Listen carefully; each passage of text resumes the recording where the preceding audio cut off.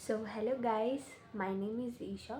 तो ये जो वीडियो है इसमें मैंने क्लास 9th बायोलॉजी एनसीईआरटी का जो चैप्टर 1 है the fundamental unit of life, उसके मैंने 3 टॉपिक्स कवर किए हैं। पहला टॉपिक कि सेल क्या होता है, व्हाट इज़ सेल, और सेकंड टॉपिक मैंने जो इसमें कवर किया है वो है सेल डिस्कवरी, और थर्ड किया है मैंने सेल थ्योरी।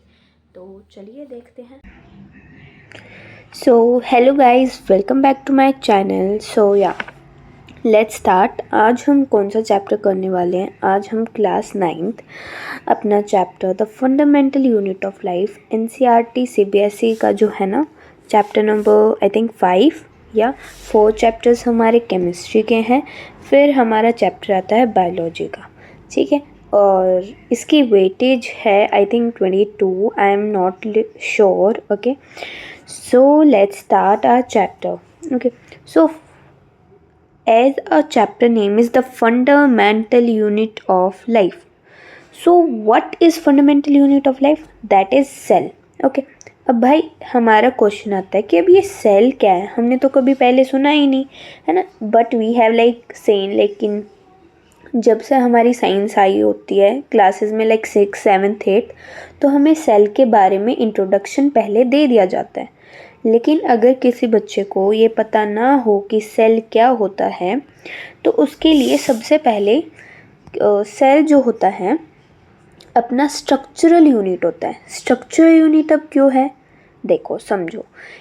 ये एक अगर सेल है, सेल स्ट्रक्चरल यूनिट कैसे कि भाई कहीं ना कहीं ये स्ट्रक्चर बना रहा होगा किसी चीज़ का, है ना। स्ट्रक्चर क्या होता है? ढांचा जिसे हम बोलते हैं ना, वो स्ट्रक्चर बना रहा है।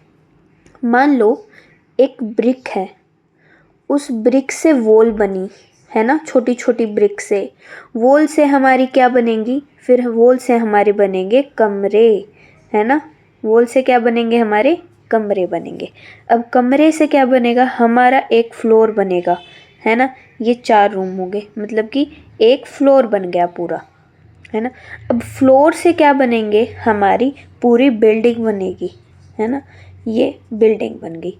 तो मेनली ये सेल क्या कर रहे हैं? ये कोई ना कोई तो स्ट्रक्चर बना ही रहे हैं ना, है ना कुछ तो स्ट्रक्चर बना ही रहे हैं ये।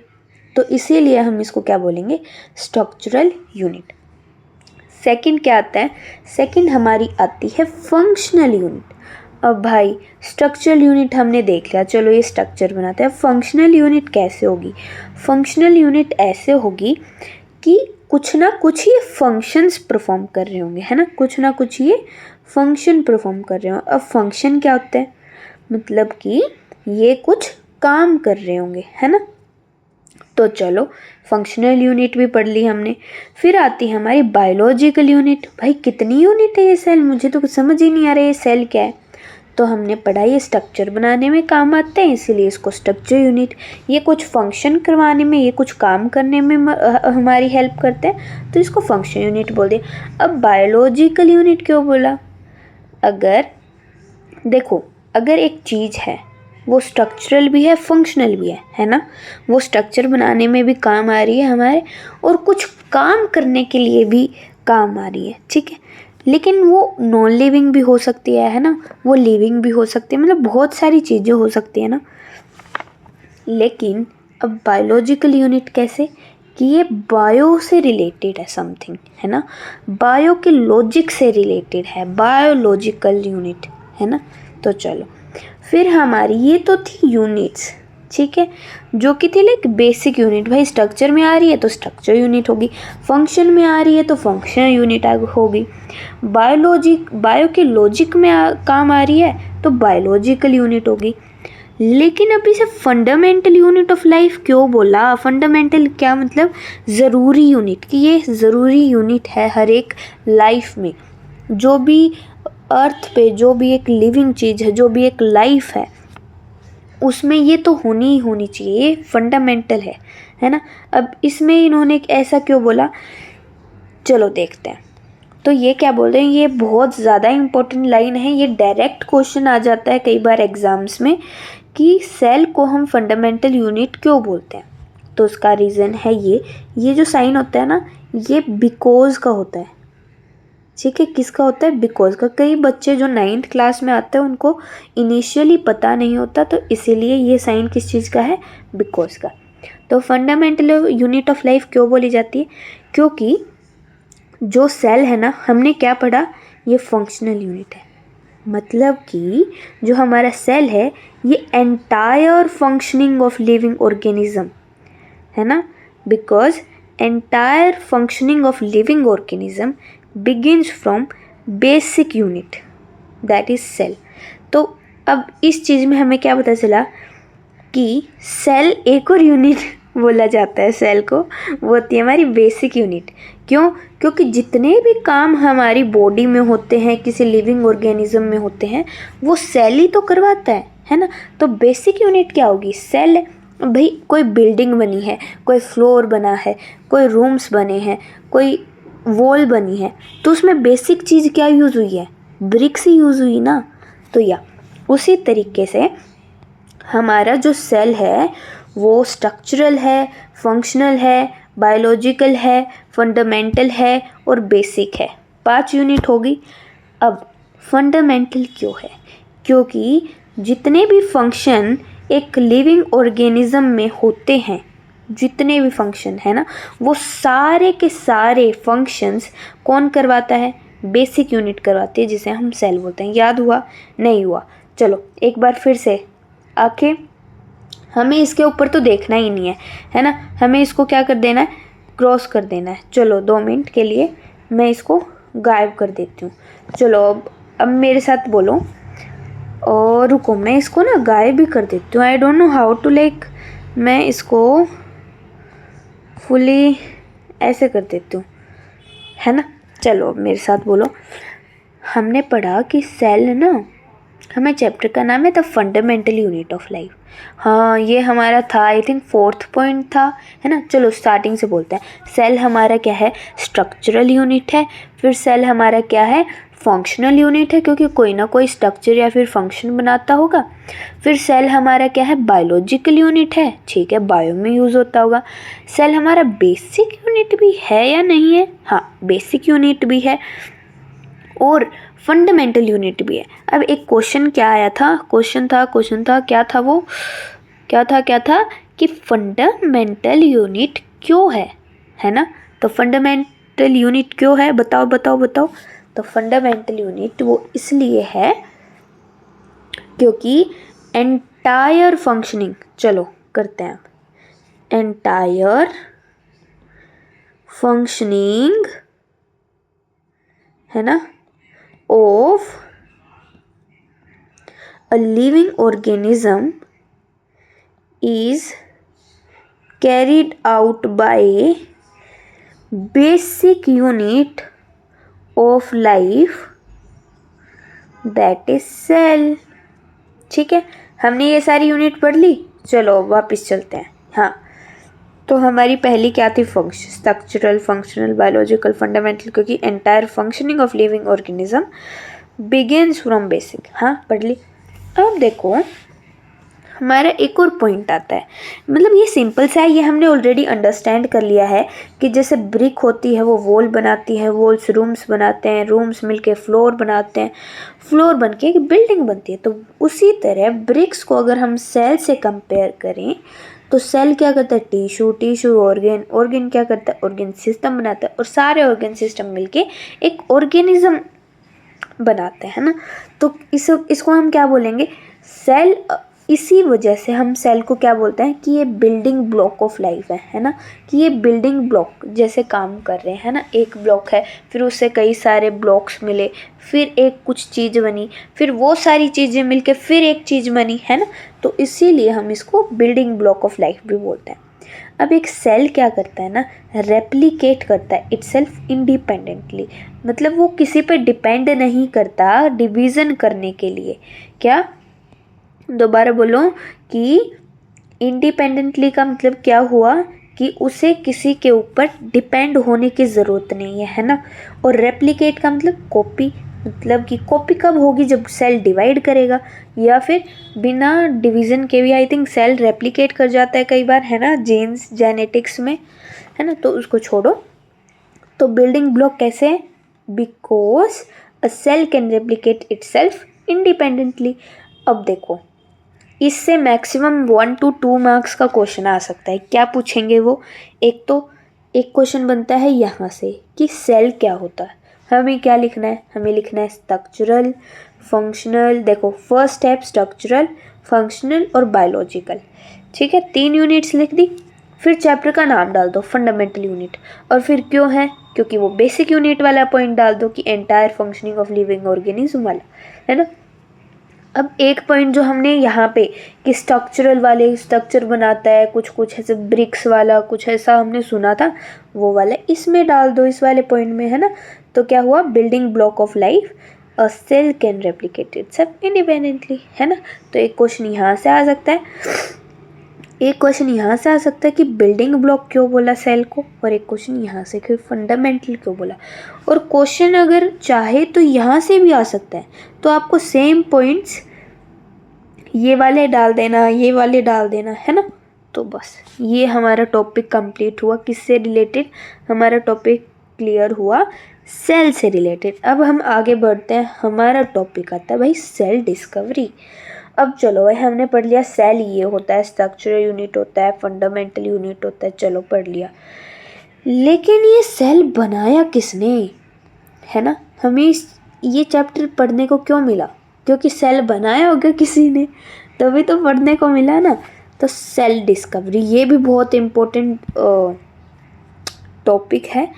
ठीक है, तो एक बार ये जो मेरा पेन है ना जिससे मैं ये लिख रही हूँ, ये थोड़ा ख़राब सा हो गया। देखो ऐसे कर रही हूँ ना तो ये ऐसे आ रहा है, पर कोई नहीं, चलो इसके साथ ही हम बढ़ते हैं आगे। तो हाँ, सेल डिस्कवरी क्या होती है? सेल डिस्कवरी, तो सबसे पहले हमारे पास कितने थे? 5 साइंटिस्ट थे। ठीक है, 5 डिस्कवरीज थी, बट साइंटिस्ट हमारे पास कितने थे? 6 थे। और 6 से 7 थे।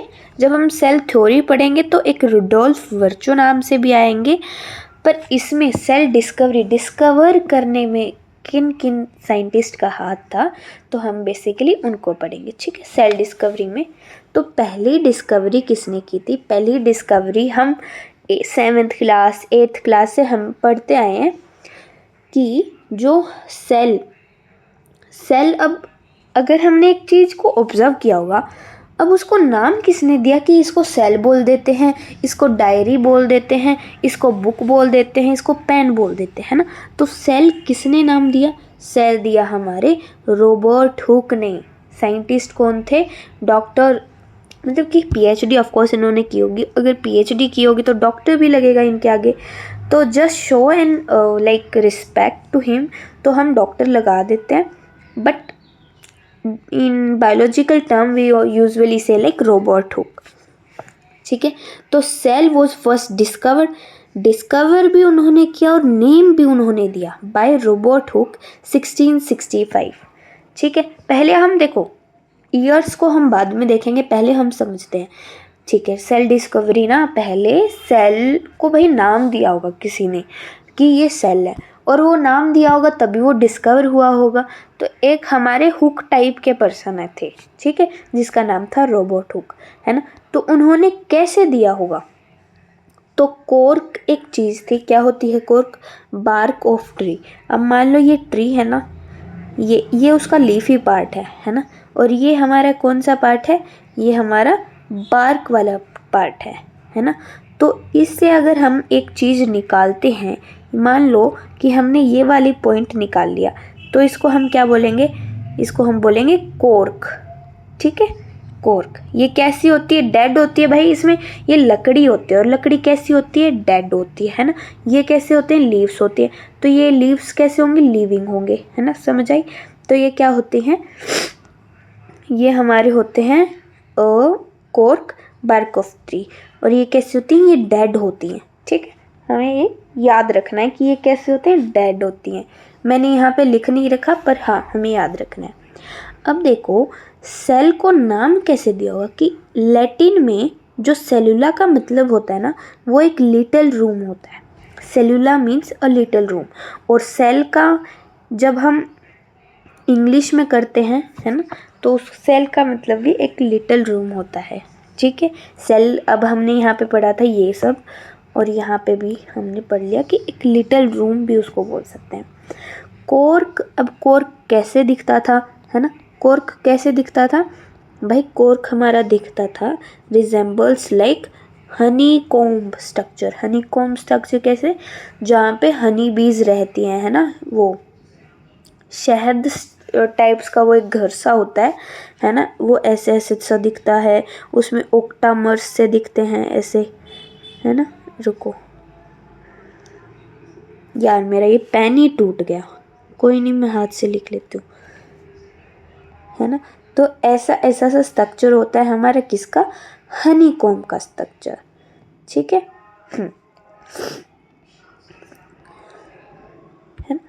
तो इन्होंने यही बोला कि cork resembles like Honey comb structure, ऐसा ऐसा स्ट्रक्चर, ठीक है। और हमें ये कहाँ देखने को मिला, हमें ये प्रिमिटिव माइक्रोस्कोप में देखने को मिला। प्रिमिटिव मतलब बहुत पहले का, बहुत पुराने टाइप्स के, है ना। प्रिमिटिव मीन्स बहुत पुराने, ठीक है। तो अब हम आगे बढ़ते हैं। हमने क्या पढ़ा, हमारा जो सेल था ना, वो फर्स्ट डिस्कवर किया था हमारे रॉबर्ट हुक ने, और नाम भी उन्होंने ही दिया था। किससे दिया था, कॉर्क। कॉर्क का था बार्क ऑफ ट्री। लैटिन में सेलुला का मतलब होता है अ लिटिल रूम, जिससे कि हमारा सेल का नाम दिया गया, ठीक है। Cork resembles like Honey comb structure और अंडर प्रिमिटिव माइक्रोस्कोप, ठीक है। चलो, हमने एक साइंटिस्ट के बारे में पढ़ लिया, है ना, पढ़ लिया ना। अब हम नेक्स्ट क्या करते हैं, हम नेक्स्ट पढ़ेंगे हमारे एंटोन वॉन लीवेनहुक के बारे में। एंटोन वॉन लीवेनहुक, तो ये आई थिंक किसी चीज़ में जीत गए होंगे, इसीलिए इनका नाम क्या है, वॉन, वैन। वैसे तो वैन है पर हम वॉन बोलते हैं। एंटोन वैन लीवेनहुक, ये भी हुक थे। तो इन्होंने सेल ही किया होगा, इन्होंने बेसिकली डेड सेल को डिस्कवर किया था, है ना, बार्क ऑफ ट्री के डेड सेल को। लेकिन इन्होंने क्या किया, इन्होंने लिविंग सेल को डिस्कवर किया, है ना, बहुत इम्पोर्टेंट है। कई बार आ जाता है कि लिविंग सेल को डिस्कवर किसने किया, तो बच्चे क्या लगा के आते हैं कि हमारे रॉबर्ट हुक ने। नहीं, इन्होंने dead cell bark of tree को डिस्कवर किया था। जो एंटोन वैन लीवेनहुक है ना, उन्होंने हमारे लिविंग सेल को किया था, ठीक है। डिस्कवर्ड प्रोटोजोआ एंड बैक्टीरिया, जो कि क्या होते हैं, लिविंग सेल होते हैं, ठीक है। तो बेसिकली ये जो रेस होती है हमारी, उसमें ये जीत गए, है ना।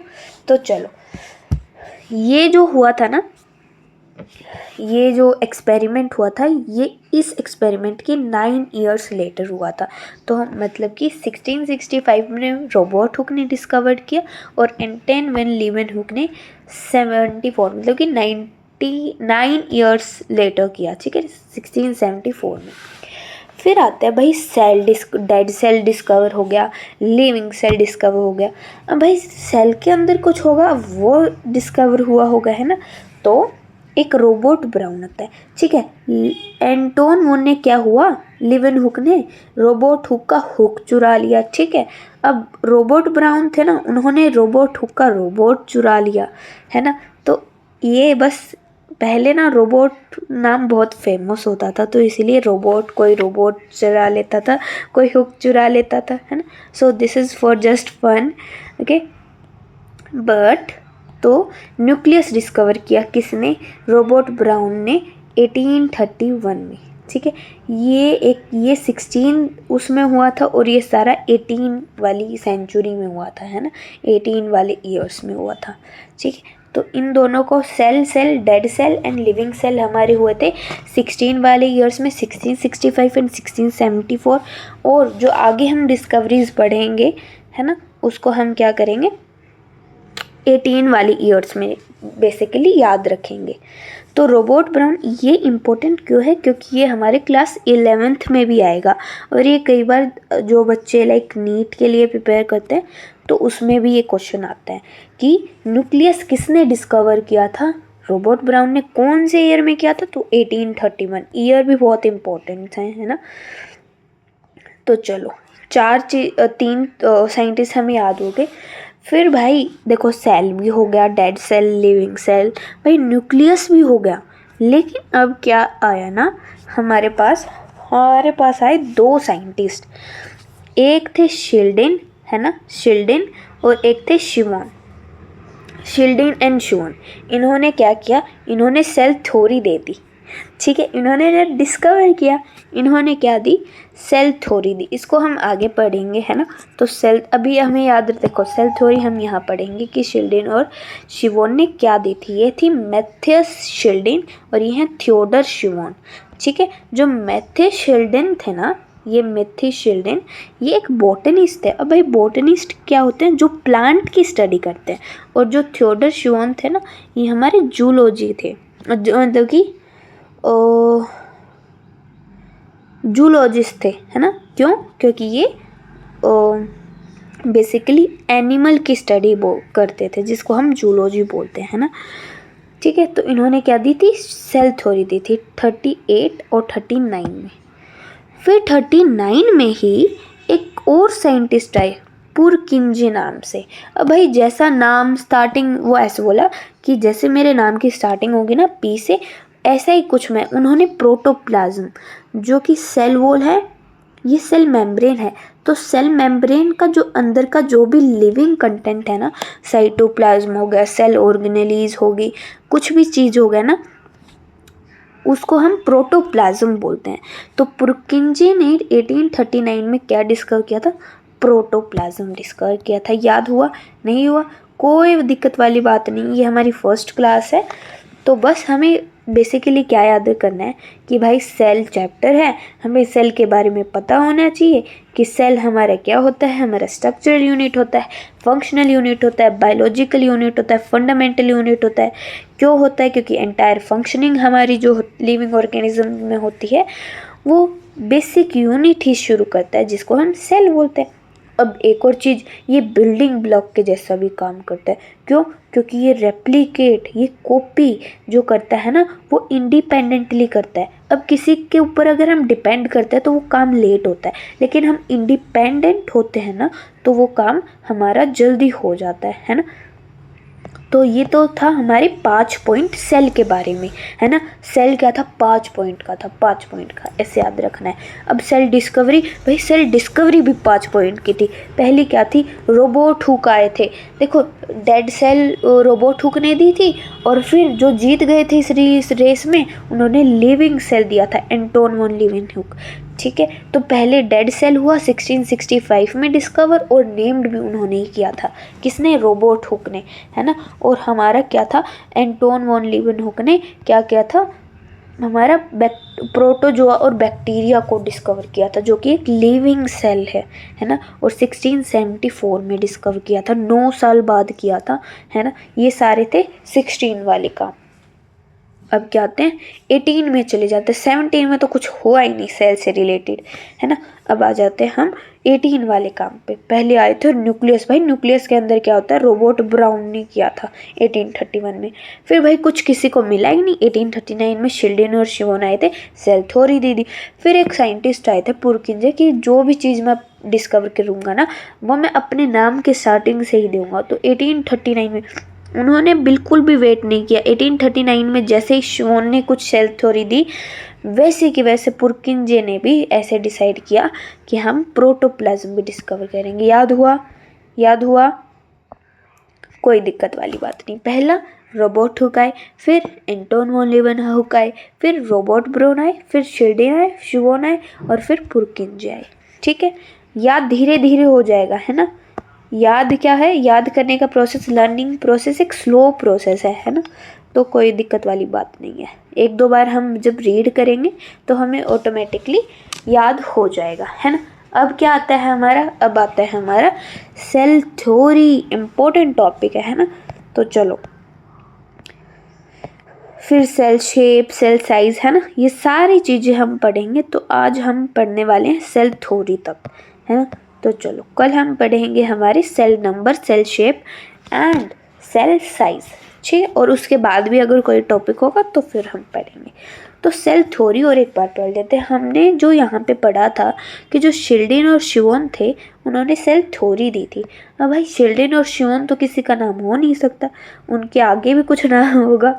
तो वैसे ही इनका पूरा नाम क्या है, मैथियास शिल्डिन एंड थियोडर शिवोन। ठीक है, अब देखो सेल थ्योरी में इन्होंने, मैथ्यू शिल्डिन थे ना, उन्होंने बोला कि जो हमारे लिविंग ऑर्गेनिजम्स होते हैं ना, जो हमारे लिविंग ऑर्गेनिजम्स होते हैं ना, ये वाले, ये किससे कंपोज होते हैं, किससे बने होते हैं, तो ये किससे बने होते हैं, सेल्स से बने होते हैं, है ना, जो कि प्लांट्स के बारे में, लिविंग ऑर्गेनिज्म वो प्लांट्स के बारे में क्यों बोल रहे थे।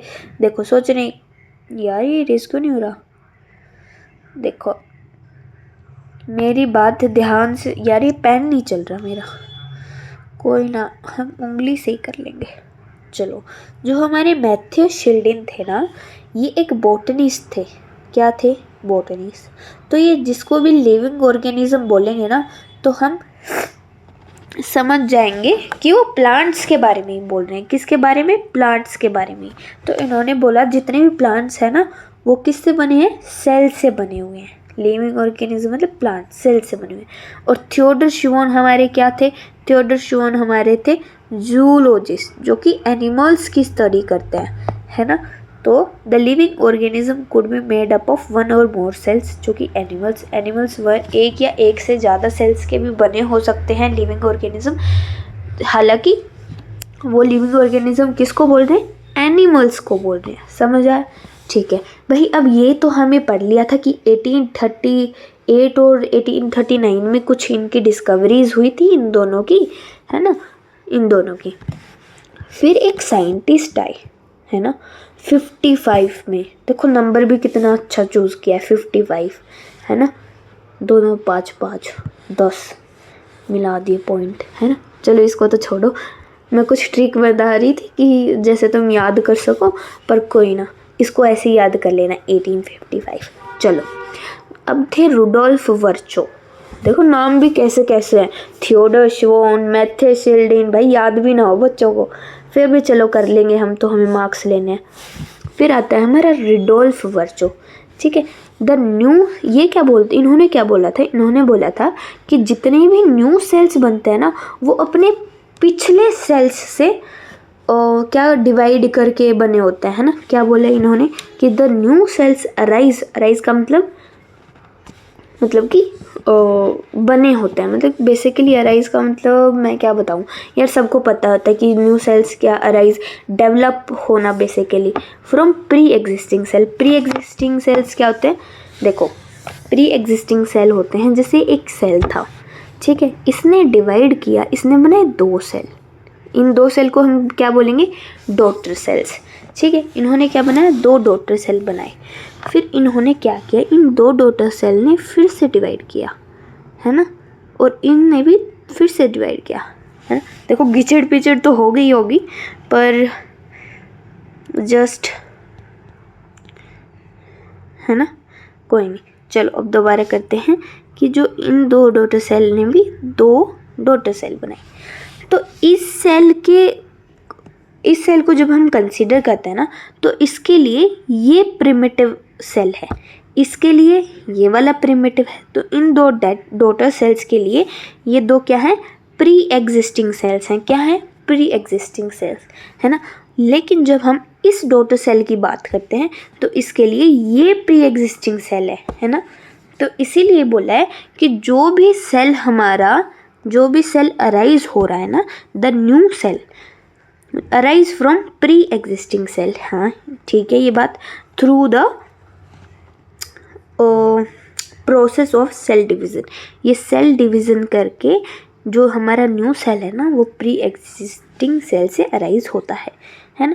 तो हाँ ये तो सब कुछ पता है, लेकिन फिर भाई साइंटिस्ट कैसे बनेंगे, है ना। तो इसीलिए इन्होंने क्या किया, इन्होंने ये सारी चीज़ें हमारी बताई। अब क्या, एक सबसे इम्पोर्टेंट चीज़ जो सेल थ्योरी में से आती है नीट लेवल की, है ना, ये आप 11th क्लास की एनसीईआरटी में जो सेल चैप्टर आता है ना, तो आप उसमें पढ़ोगे कि ओमनी सेलुला एंड ई सेलुला, और ये PYQ रिपीटेड है नीट वाला, है ना, इसलिए मैंने 3 स्टार्स भी लगा रखे। ये क्या है, एक लैटिन वर्ड है।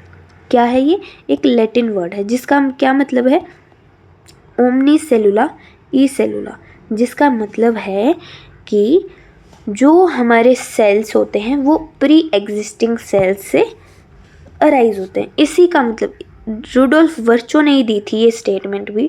और अगर हमसे क्वेश्चन आएगा नीट में, ये क्वेश्चन मैं बताती हूँ कैसे आया था, मुझे अभी तक याद है। ये क्वेश्चन आया था कि what is the correct way of writing ओमनी सेलुला ई सेलुला। तो कहीं पे ये हाइफन नहीं देंगे, कहीं पे छोटा सी की वजह से छोटे सी की जगह पे बड़ा सी बना देंगे, कैपिटल सी, ई नहीं लगाएंगे, कहीं पे ये नहीं लगाएंगे, है ना। तो वो क्वेश्चंस ऑप्शंस ऐसे ही बनाते हैं, है ना। तो ये क्वेश्चन हमें याद रखना है। ये 11th क्लास का है, ये आई थिंक 9th क्लास में नहीं है, but I have mentioned it because ये इम्पोर्टेंट है ना। तो हमने आज क्या क्या पढ़ा, हमने पढ़ा भाई सेल क्या होता है, ठीक है, सेल डिस्कवरी क्या होती है, ठीक है, 5 पॉइंट, और सेल थ्योरी लास्ट में 3 ही पॉइंट, है ना, जो कि बहुत इजी है, ठीक है। तो अब हम एक रफ पेज लेते हैं, है ना। और रुको, मैं क्या करती हूँ ना, मैं एंड में जाती हूँ, एंड में आके और फिर मैं क्या करूँगी ना, मैं लिखूँगी, ठीक है। चलो लिखते हैं।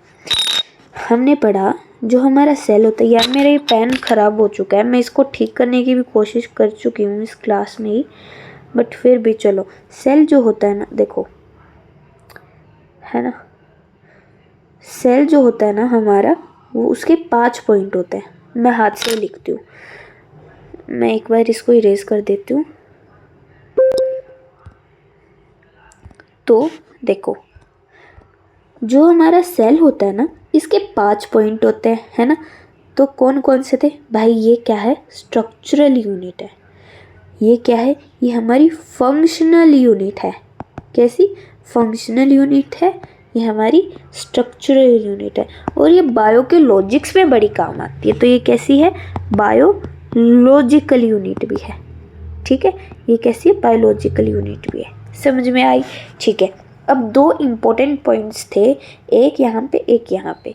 चैप्टर का नाम डाल दो कि ये एक फंडामेंटल यूनिट है, the fundamental unit of life है, ठीक है। अब बिकॉज का साइन बताया था मैंने यहाँ पे, देखो देयरफॉर का बेसिकली साइन क्या होता है, ये वाला देयरफॉर, 1 डॉट ऊपर 2 डॉट नीचे। लेकिन बिकॉज का साइन कैसे होता है, 2 डॉट ऊपर 1 डॉट नीचे। समझ में आया, चलो। बिकॉज द, देखो याद करो, द एंटायर, कुछ ऐसा कुछ था क्या, entire functioning of living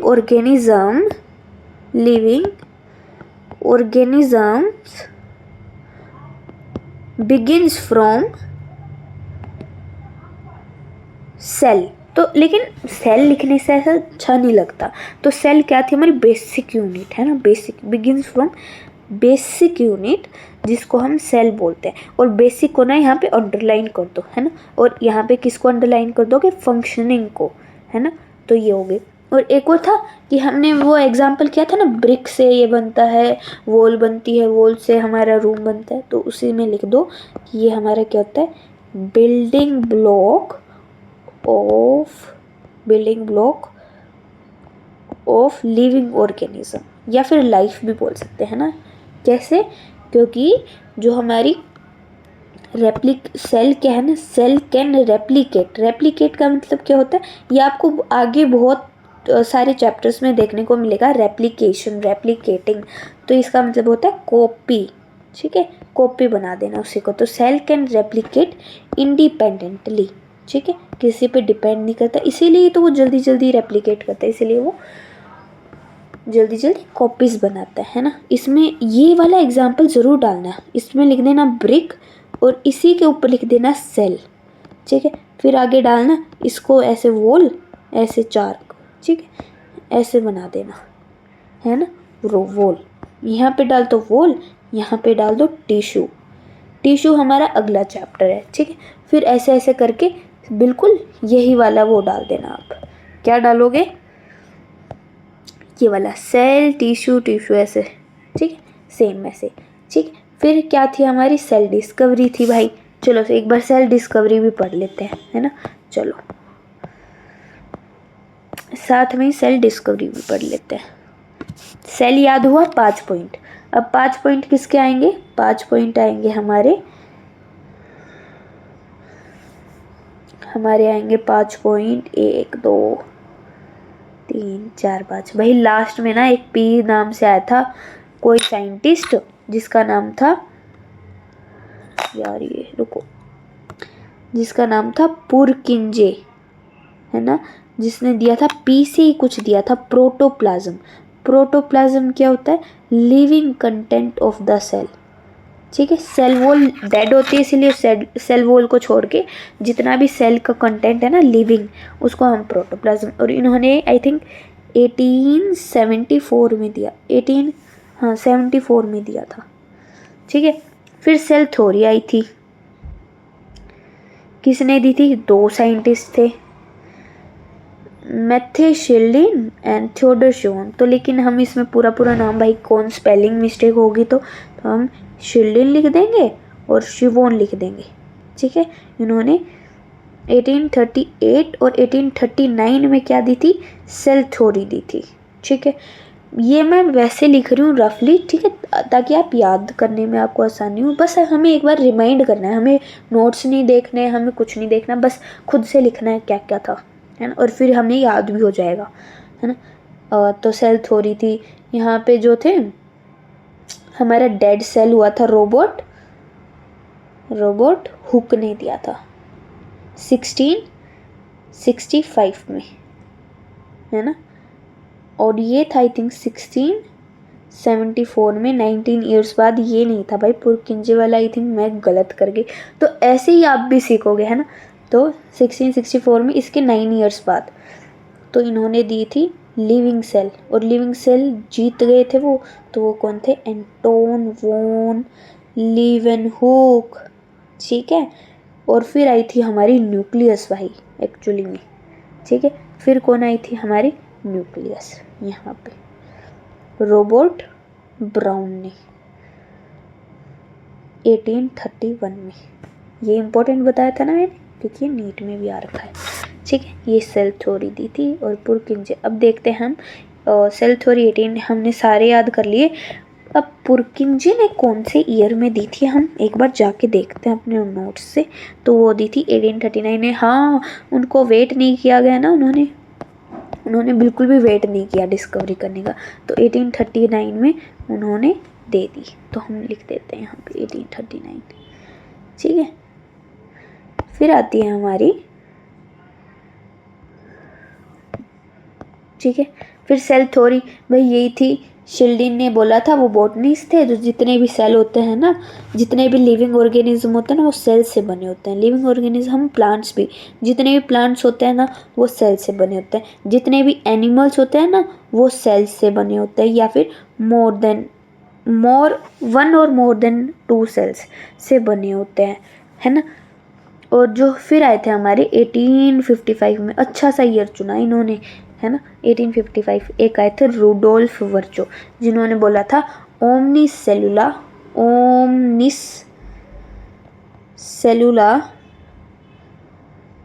E सेलुला।